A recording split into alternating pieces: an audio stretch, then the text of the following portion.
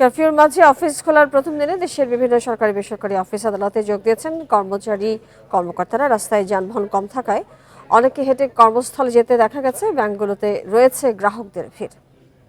এখন জন্ম সনদ দিয়ে খোলো বিকাশ স্টুডেন্ট অ্যাকাউন্ট। নিজের বিকাশ নিজে কর।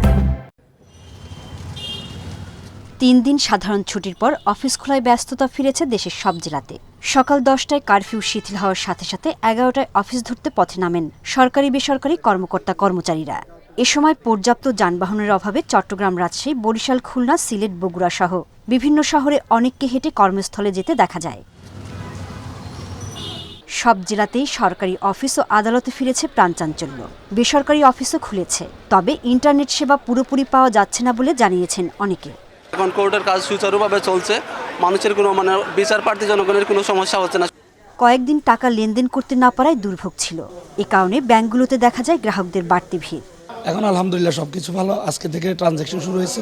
এখন ইনশাল্লাহ আমরা কাজ পৌঁছাতে পারবো। আশা করব দ্রুত দেশ স্বাভাবিক হবে। গ্রাহকের উপস্থিতি বেশি, কারণ তাদের ক্যাশ টাকাটার প্রয়োজন বেশি ছিল বলে সকাল থেকে আমাদের প্রচুর গ্রাহক আমাদের ব্যাংকে এসেছে এবং আমরা খুব ভালো স্মুথলি সার্ভিস দিচ্ছি।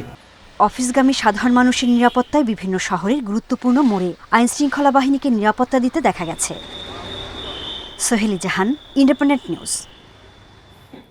আমরা সার্বিক পরিস্থিতি বিষয়গুলো নিয়ে আলোচনা করবার জন্য প্রতিদিনই কাউকে না কাউকে জড়িত রাখছি। আজকেও আছেন আমাদের আসামের এডিটর আনোয়ার সাদি। আনোয়ার সাদির সঙ্গে থাকবেন, আমরা প্রতি মুহূর্তে আপডেট দিচ্ছি। আমাদের সহকর্মী বার্তা কক্ষ থেকে যুক্ত হচ্ছেন আমাদের সাথে নূরে আলম। তিনি আজকে সার্বিক পরিস্থিতি পর্যবেক্ষণ করেছেন। নূরে আলম, যেটি জানতে চাই যে অফিস আদালত স্বাভাবিক অবস্থায় ফিরেছে কিনা এবং সচিবালয় আজকে খুব বেশি কড়াকড়ি ছিল কিনা? সচিবালয়ের পরিস্থিতি যদি আমি বলি, সচিবালয়ে ব্যাপক নিরাপত্তা ব্যবস্থা নেওয়া হয়েছে। বলা চলে যে নিরাপত্তার চাদরে মুড়ে দেওয়া হয়েছে। সেখানে পুলিশের সাজোয়া যান ছিল, বিজিবি সদস্যরা সচিবালয়ের বাইরে অবস্থান করছিল, সেনাবাহিনীর টহল ছিল সচিবালয়ের সামনে যে সড়কটি রয়েছে সেখানে। আরেকটি বিষয় আমি যদি বলি যে সচিবালয়ে দর্শনার্থীদের প্রবেশ একদম নিষেধ ছিল, কারণ দর্শনার্থীদের জন্য বিশেষ যে পাস সরবরাহ করা হয় সেটি দেয়া হয়নি এবং বলা হয়েছে যে যতদিন পর্যন্ত পরিস্থিতি একদম স্বাভাবিক না হবে ততদিন পর্যন্ত সচিবালয়ে দর্শনার্থীদের প্রবেশ নিষিদ্ধ থাকবে।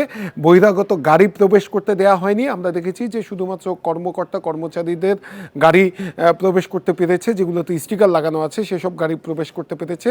এর বাইরে কোনো গাড়ি সেখানে প্রবেশ করতে দেওয়া হয়নি। এমনকি শুধুমাত্র গণমাধ্যমের কর্মীরা সচিবালয়ে প্রবেশ করতে পেরেছে, যাদের পাস রয়েছে তারাই শুধু প্রবেশ করতে পেরেছে। আর আমি যদি বলি সচিবালয়ে কর্মকর্তা কর্মচারীদের উপস্থিতি ছিল ভালোই। বেশিরভাগ কর্মকর্তা কর্মচারী আজকের অফিস করেছে। 5 দিন পরে আজকের সরকারি অফিসগুলো খুলেছে। আমরা দেখেছি অনেকে দূর দূরান্ত থেকে অফিসে এসেছেন। এরকম একজনের সাথে আমার কথা হয়েছে, তিনি নরসিংদী থেকে এসেছেন। তিনি এই বৃহস্পতিবার দিনই বাড়িতে চলে যান অফিস করে, পরে সেখানে আটকা পড়েন। আজকের তিনি নির্বিঘ্নে এসেছেন বলে আমাদেরকে জানিয়েছেন। নারায়ণগঞ্জ থেকে একজন। আপনার কাছে আমার একটা প্রশ্ন, যে আজকে সচিবালয়ে কতজন মন্ত্রী বা উপস্থিত ছিলেন মন্ত্রীরা, এবং তারা কোনো নীতি নির্ধারণে কোনো সিদ্ধান্ত করার জন্য কোনো মিটিং করেছিলেন কিনা? আজকে সচিবালয়ে আমি দেখেছি স্বরাষ্ট্রমন্ত্রী এসেছেন, শিক্ষামন্ত্রী এসেছেন, আইনমন্ত্রী এসেছেন, জনপ্রশাসন মন্ত্রী এসেছেন, বিদ্যুৎ ও জ্বালানি প্রতিমন্ত্রী এসেছেন, তথ্য প্রতিমন্ত্রী এসেছেন।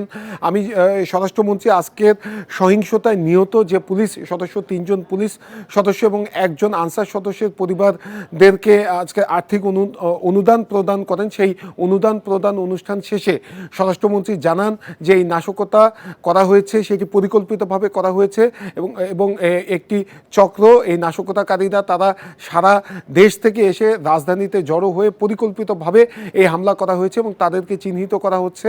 আইন অনুযায়ী তাদের বিরুদ্ধে ব্যবস্থা নেওয়া হবে বলে স্বরাষ্ট্রমন্ত্রী জানান। সেই সঙ্গে তিনি জানান সরকার চায়নি যে কারফিউ দিতে, তারপরও পরিস্থিতির কারণে বাধ্য হয়েছে কারফিউ দিতে।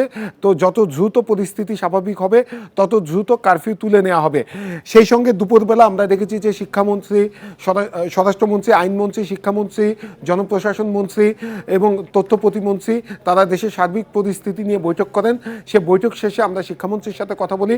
শিক্ষামন্ত্রী যেটি জানান যে শিক্ষা প্রতিষ্ঠান খোলার জন্য পরিস্থিতি পর্যবেক্ষণ করা হচ্ছে, আর এখন শিক্ষা প্রতিষ্ঠান খুলে দিলে আবার একটি অপ্রীতিকর অবস্থা সৃষ্টি হতে পারে। তাই এখনই শিক্ষা প্রতিষ্ঠান খোলা হবে না। তাদের সর্বোচ্চ গুরুত্ব এইচএসসি পরীক্ষা নিয়ে। আগামী সপ্তাহে এইচএসসি পরীক্ষা হবে কিনা, এই সপ্তাহে কিন্তু এইচএসসি পরীক্ষা স্থগিত করা হয়েছে। আগামী সপ্তাহের পরীক্ষাগুলো, পূর্ব নির্ধারিত পরীক্ষাগুলো অনুষ্ঠিত হবে কিনা সে বিষয়ে পর্যবেক্ষণ করা হচ্ছে। আগামীকাল এই বিষয়ে সিদ্ধান্ত নেওয়া হবে। আর জ্বালানি প্রতিমন্ত্রীও সাংবাদিকদের সাথে কথা বলেন। তিনি যেটি বলেন যে গ্যাস সংকট যেটি রয়েছে সেটি 30 জুলাইয়ের মধ্যে সেই সংকট সমাধান করা হবে। সেই সঙ্গে বিদ্যুৎ বিল পোস্টপেইড বিস্তারিত পরবর্তীতে নিশ্চয়ই আপনার কাছে আমরা আরো জানবো। অনেক ধন্যবাদ আমাদের সাথে যুক্ত হয়ে বেশি কথা বলবার জন্য।